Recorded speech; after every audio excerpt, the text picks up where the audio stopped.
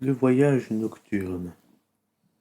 Au nom d'Allah, le tout miséricordieux, le très miséricordieux, gloire et pureté à celui qui de nuit fit voyager son serviteur Muhammad de la mosquée Al-Haram à la mosquée Al-Aqsa, dont nous avons béni l'alentour, afin de lui faire voir certaines de nos merveilles. C'est lui vraiment qui est l'audient, le clairvoyant. Et nous avions donné à Moïse le livre dont nous avions fait un guide pour les enfants d'Israël. Ne prenez pas de protecteur en dehors de moi. Ô vous, les descendants de ceux que nous avons transportés dans l'arche avec Noé, celui-ci était vraiment un serviteur fort reconnaissant. Nous avions décrété pour les enfants d'Israël dans le livre, par 2 fois, vous sèmerez la corruption sur terre, et vous allez transgresser d'une façon excessive.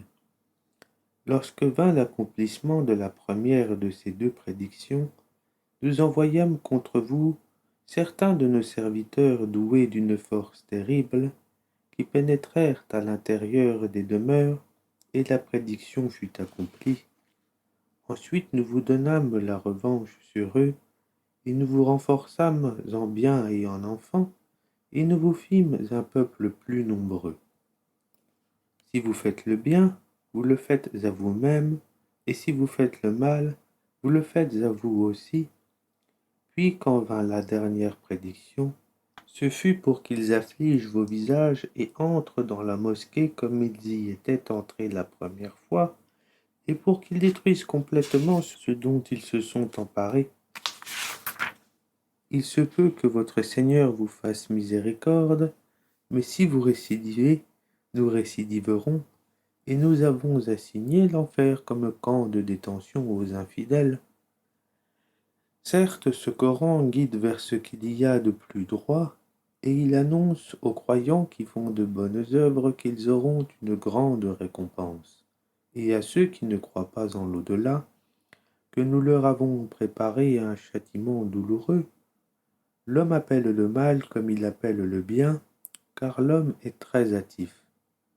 Nous avons fait de la nuit et du jour 2 signes, et nous avons effacé le signe de la nuit, tandis que nous avons rendu visible le signe du jour, pour que vous recherchiez des grâces de votre Seigneur, et que vous sachiez le nombre des années et le calcul du temps.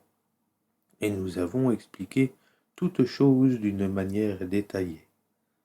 Et au cou de chaque homme, nous avons attaché son œuvre, et au jour de la résurrection, nous lui sortirons un écrit qu'il trouvera déroulé.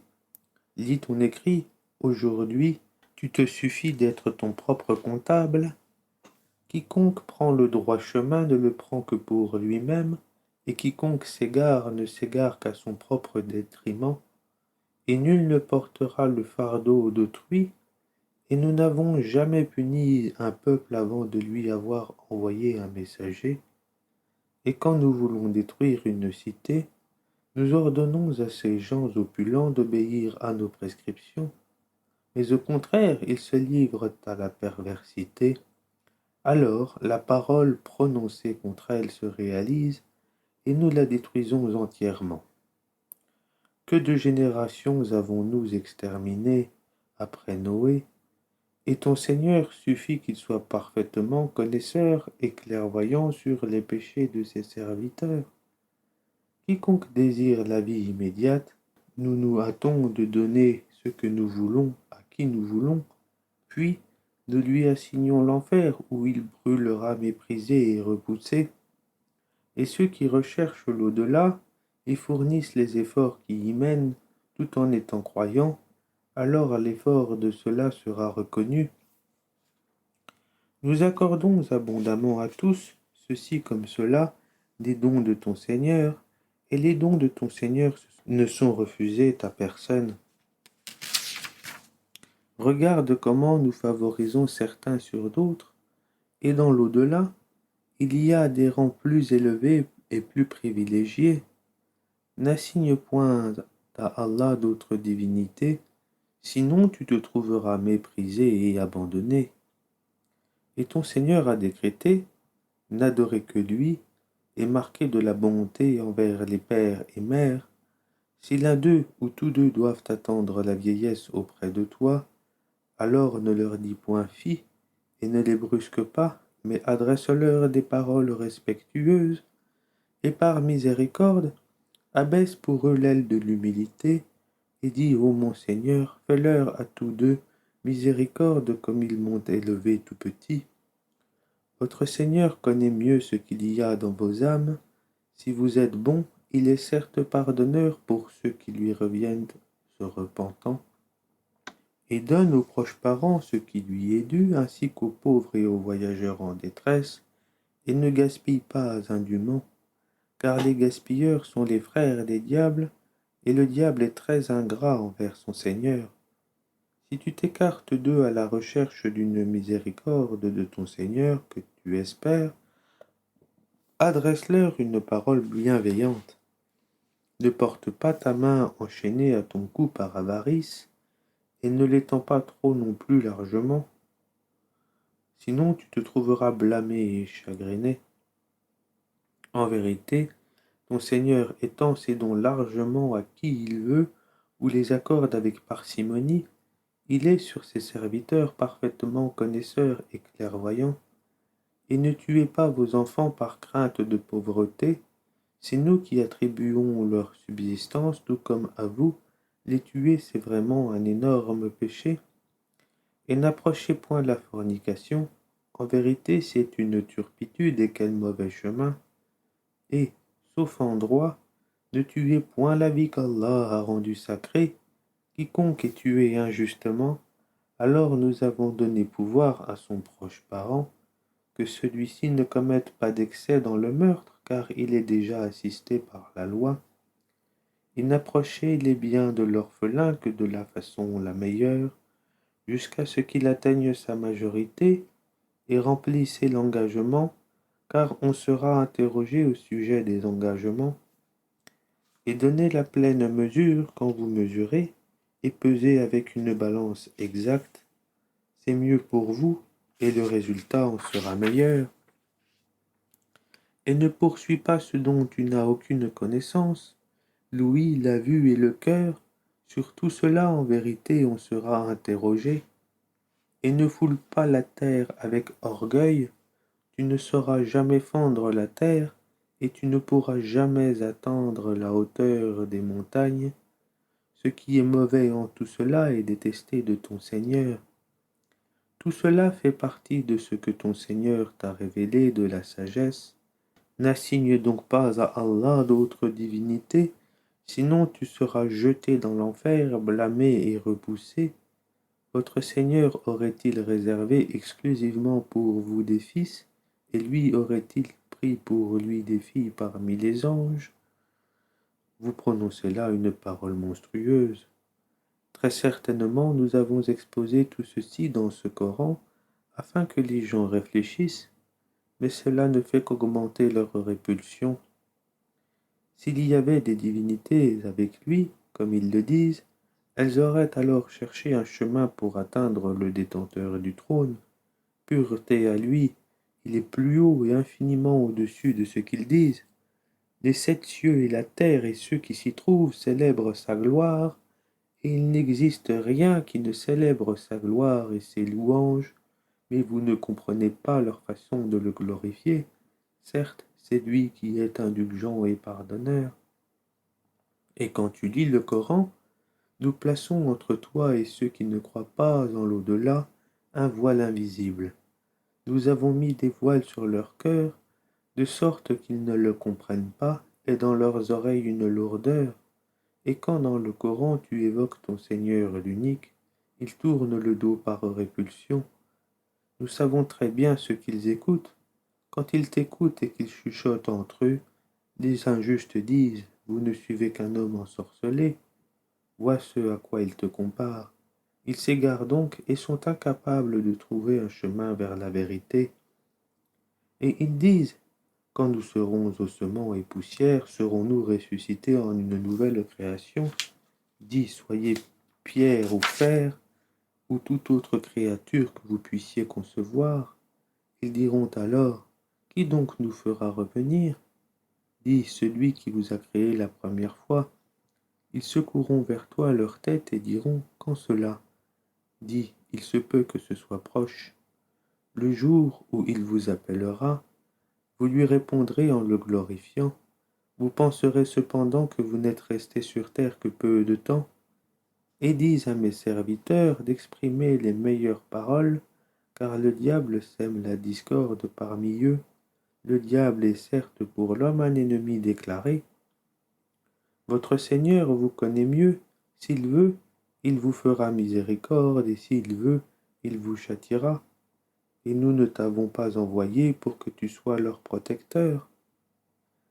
Et ton Seigneur est plus connaisseur de ceux qui sont dans les cieux et sur la terre, et parmi les prophètes, nous avons donné à certains plus de faveur qu'à d'autres, et à David nous avons donné le Zabour. Dis, invoquez ceux que vous prétendez être des divinités en dehors de lui. Ils ne possèdent ni le moyen de dissiper votre malheur, ni de le détourner. Ceux qu'ils invoquent cherchent eux-mêmes à qui mieux le moyen de se rapprocher le plus de leur Seigneur. Ils espèrent sa miséricorde et craignent son châtiment. Le châtiment de ton Seigneur est vraiment redouté. Il n'est point de cité injuste que nous ne fassions périr avant le jour de la résurrection, ou que nous ne punissions d'un dur châtiment. Cela est bien tracé dans le livre des décrets immuables.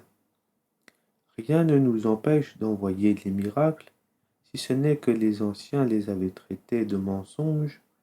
Nous avions apporté au Talmud la chamelle qui était un miracle visible, mais ils lui firent du tort. En outre, nous n'envoyons de miracle qu'à titre de menace. Et lorsque nous te disions que ton Seigneur cerne tous les gens par sa puissance et son savoir, quant à la vision que nous t'avons montrée, nous te l'avons faite que pour éprouver les gens, tout comme l'arbre maudit mentionné dans le Coran. Nous les menaçons, mais cela ne fait qu'augmenter leur grande transgression. Et lorsque nous avons dit aux anges, prosternez-vous devant Adam, ils se prosternèrent, à l'exception d'Iblis qui dit, me prosternerai-je devant quelqu'un que tu as créé d'argile? Il dit encore, vois-tu, celui que tu as honoré au-dessus de moi, si tu me donnais du répit jusqu'au jour de la résurrection, j'éprouverais certes sa descendance, excepté un petit nombre parmi eux. Et Allah dit, va-t'en, quiconque d'entre eux te suivra, votre sanction sera l'enfer, une ample rétribution. Excite par ta voix ceux d'entre eux que tu pourras, rassemble contre eux ta cavalerie et ton infanterie, associe-toi à eux dans leurs biens et leurs enfants, et fais-leur des promesses. Or, le diable ne leur fait des promesses qu'en tromperie. Quant à mes serviteurs, tu n'as aucun pouvoir sur eux, et ton Seigneur suffit pour les protéger. Votre Seigneur est celui qui fait voguer le vaisseau pour vous en mer, afin que vous alliez à la recherche de quelque grâce de sa part. Certes, il est miséricordieux envers vous, et quand le mal vous touche en mer, ceux que vous invoquiez en dehors de lui se perdent. Puis quand il vous sauve et vous ramène à terre, vous vous détournez. L'homme reste très ingrat. Êtes-vous à l'abri de ce qu'il vous fasse engloutir par un pan de terre, ou qu'il envoie contre vous un ouragan avec pluie en pierre, et que vous ne trouverez alors aucun protecteur?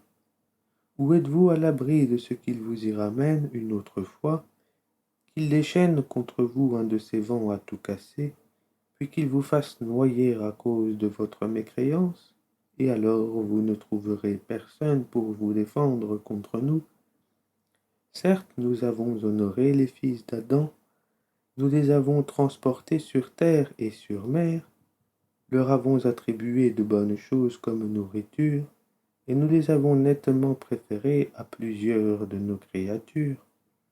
Le jour où nous appellerons chaque groupement d'hommes par leur chef, ceux à qui on remettra leur livre dans la main droite liront leur livre avec plaisir et ne subiront pas la moindre injustice. Et quiconque aura été aveugle ici-bas sera aveugle dans l'au-delà et sera plus égaré encore par rapport à la bonne voie. Ils ont failli te détourner de ce que nous t'avions révélé, dans l'espoir qu'à la place de ceci, tu inventes quelque chose d'autre et l'imputes à nous, et alors ils t'auraient pris pour ami intime. Et si nous ne t'avions pas raffermi, tu aurais bien failli t'incliner quelque peu vers eux. Alors nous t'aurions certes fait goûter le double supplice de la vie et le double supplice de la mort, et ensuite tu n'aurais pas trouvé de secoureur contre nous. En vérité, ils ont failli t'inciter à fuir du pays pour t'en bannir, et dans ce cas ils n'y seraient pas restés longtemps après toi. Telle fut la règle appliquée par nous à nos messagers que nous avons envoyés avant toi, et tu ne trouveras pas de changement en notre règle. Accomplis la prière au déclin du soleil jusqu'à l'obscurité de la nuit, et fais aussi la lecture à l'aube, car la lecture à l'aube a des témoins, et de la nuit consacre une partie avant l'aube pour des prières surérogatoires, afin que ton Seigneur te ressuscite en une position de gloire. Et dis, ô mon Seigneur, fais que j'entre par une entrée de vérité, et que je sorte par une sortie de vérité, et accorde-moi de ta part un pouvoir bénéficiant de ton secours. Et dis, la vérité est venue, et l'erreur a disparu, car l'erreur est destinée à disparaître. Nous faisons descendre du Coran ce qui est une guérison et une miséricorde pour les croyants.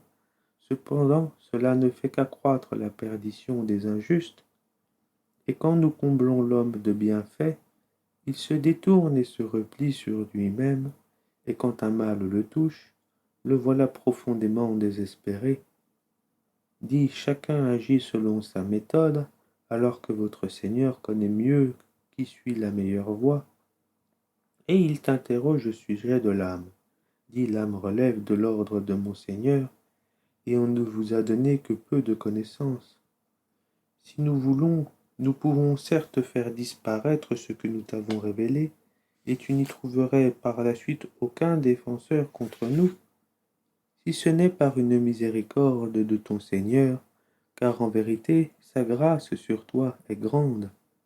Même si les hommes et les djinns s'unissaient pour produire quelque chose de semblable à ce Coran, ils ne sauraient produire rien de semblable, même s'ils se soutenaient les uns les autres.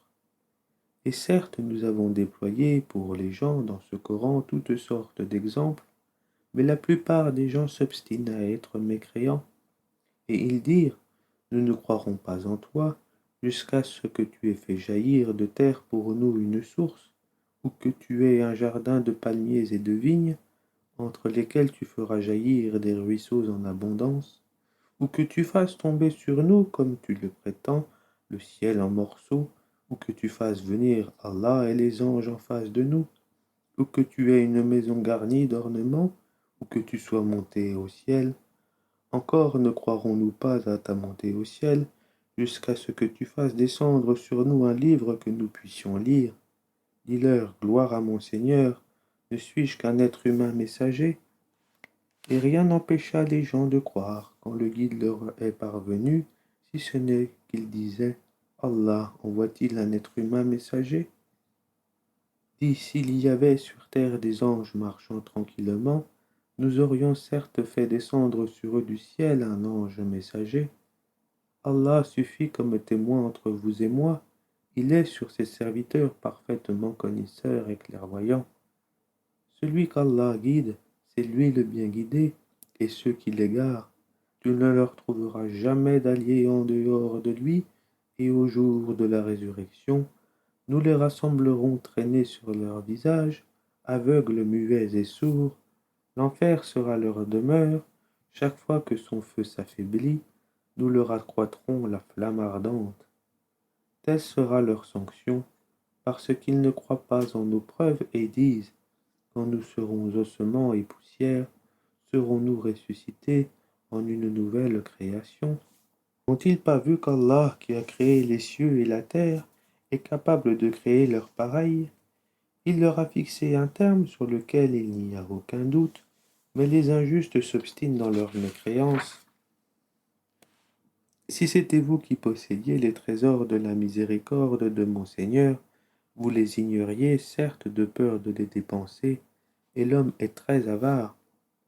Et certes, nous donnâmes à Moïse 9 miracles évidents.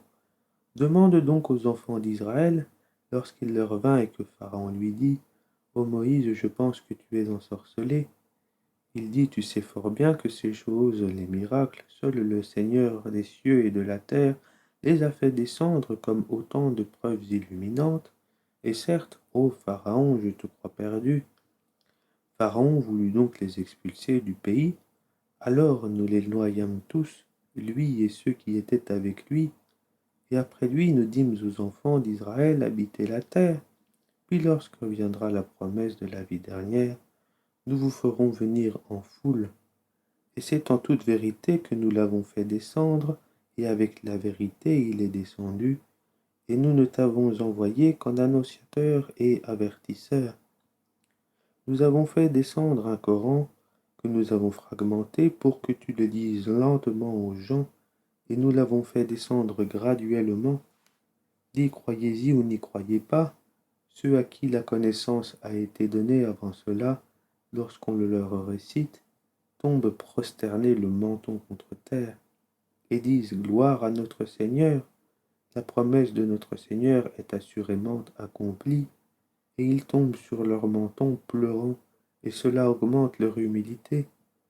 Invoquez Allah ou invoquez le tout miséricordieux, quel que soit le nom par lequel vous l'appelez, il a les plus beaux noms, et dans la prière, ne récite pas à voix haute et ne l'y abaisse pas trop, mais cherche le juste milieu entre les deux. Louange à Allah, qui ne s'est jamais attribué d'enfant, qui n'a point d'associé en la royauté, et qui n'a jamais eu de protecteur de l'humiliation, et proclame hautement sa grandeur,